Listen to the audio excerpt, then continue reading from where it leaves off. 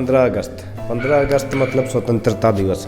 हमारे देश को उसी दिन आज़ादी मिली थी 1947 में अंग्रेज़ों की गुलामी से। और इस दिन को हम तब से लेके आज तक मनाते आ रहे हैं बड़ी धूमधाम से।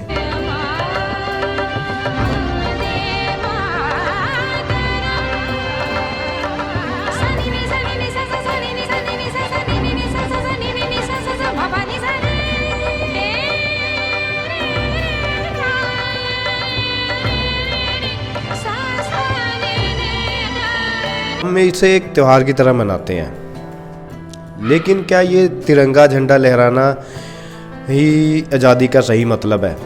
क्या हमारे स्वतंत्र सेनानियों ने जो संघर्ष किया है, जो शहादतें दी हैं हमारे लिए, हमारे भारत को आज़ाद कराने के लिए, वो सिर्फ क्या तिरंगा झंडा लहराने के लिए या 15 अगस्त को सिर्फ सेलिब्रेट करने के लिए ही आज़ादी दिलाई थी, या फिर उनका सपना कुछ और था? आज हम आज़ादी की बात करें तो आज़ादी सिर्फ एक सेलिब्रेशन की तरह ही रह गया है। आज के दिन लोग भले ही बड़ी धूमधाम से इसको त्यौहार की तरह मनाते हैं, लेकिन जो स्वतंत्रता का, जो आज़ादी का असली मायने है, वो आज के टाइम में बहुत से लोगों को नहीं पता है।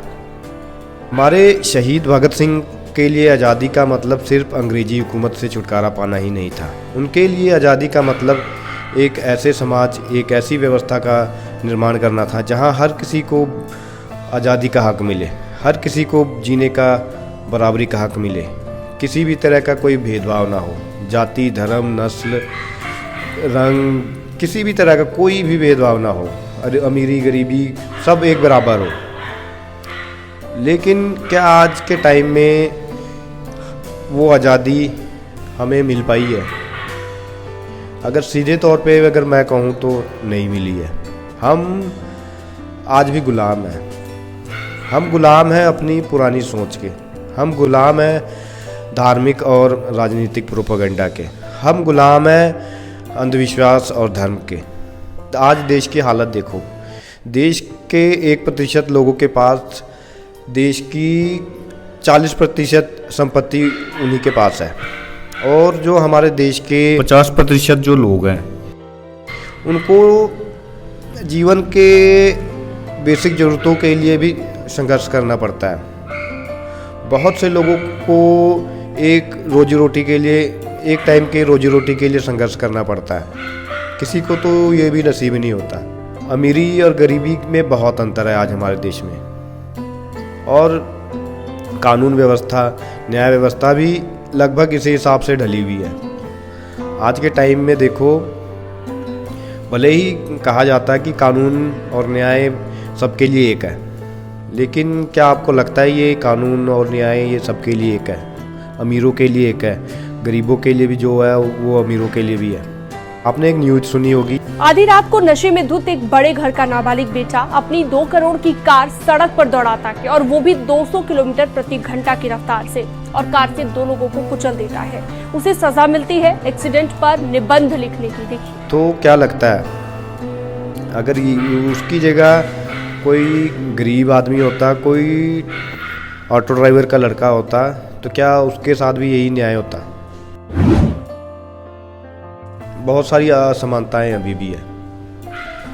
जैसे बात करें हम धर्म के नाम पे आज भी लड़ रहे हैं, जगह जगह लड़ाइयाँ होती है, दंगे होते हैं, आए दिन कुछ ना कुछ न्यूज़ आप सुनते ही होंगे, पढ़ते ही होंगे। बाहर से आए लोगों ने पत्थरबाजी की है,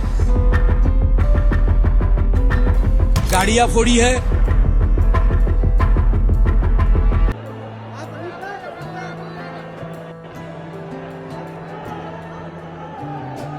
और आज भी हमारे देश में जाति के नाम पे भेदभाव होता है।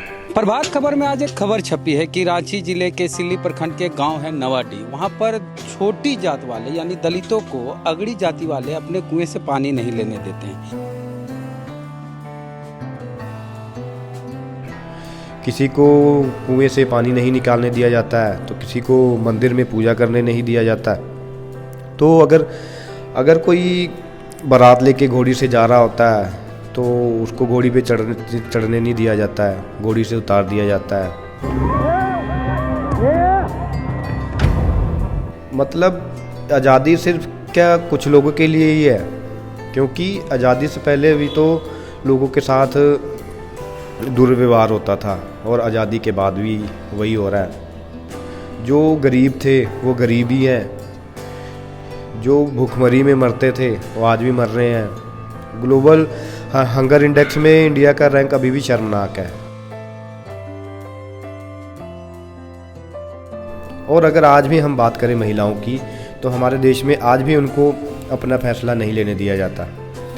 ना तो उनको अपनी मर्ज़ी से शादी करने का अधिकार मिला है, ना तो वो अपनी मर्ज़ी से कहीं आ जा सकती है।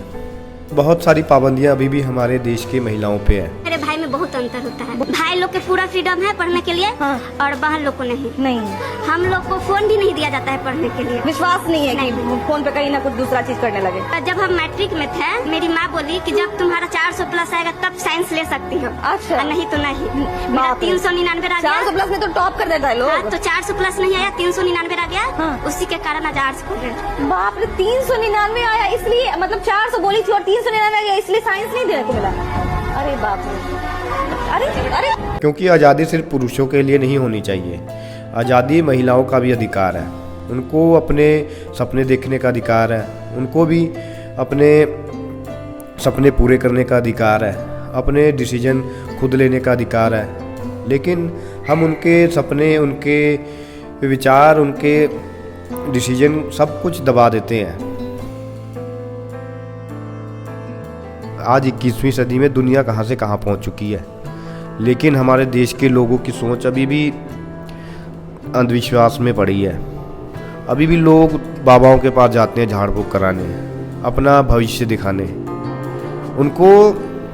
उनके पास जाते हैं जिनको अपने कल के बारे में नहीं पता होता। वो उनको लगता है कि उनके भविष्य बता देंगे।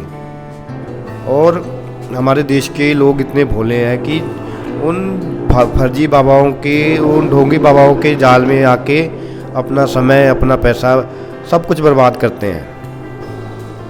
फिर भी लोगों को समझ में नहीं आता। आए दिन न्यूज़ चलते रहते हैं कि कोई फर्जी बाबा पकड़ा गया, उस बाबे ने ऐसा कांड कर दिया, लेकिन फिर भी हमारे देश के लोगों को समझ में नहीं आता। अभी भी हम मानसिक रूप से गुलाम हैं। अगर हमें सचमुच में आज़ाद होना है तो हमें सबसे पहले अपनी पुरानी सोच से आज़ाद होना होगा, हमारी छोटी सोच से आज़ाद होना होगा। हमें अपने अंधविश्वास, धर्म के नाम पे जो पाखंड होते हैं उन सब से आज़ाद होना होगा। हमें राजनीतिक प्रोपेगेंडा से आज़ाद होना होगा, क्योंकि नेताएं होते हैं, मंत्री होते हैं जो धर्म के नाम पे राजनीति करते हैं और भोली जनता को धर्म के नाम पे एक दूसरे के खिलाफ भड़काते हैं। और अपने लोग हैं जो भड़क भी जाते हैं, क्योंकि जो नेताओं के बच्चे होते हैं वो इन चक्करों में नहीं पड़ते, वो विदेशों में पढ़ रहे होते हैं और हमें यहाँ एक दूसरे के खिलाफ लड़ाते रहते हैं। हमें समझना चाहिए कि हमें आज़ादी किस मकसद से दिलाई गई थी, हमें देश को किस दिशा में लेके जाना है। सिर्फ तिरंगा झंडा लहराना ही आज़ादी नहीं है, हमें इसके साथ साथ अपनी सोच को भी लहराना होगा।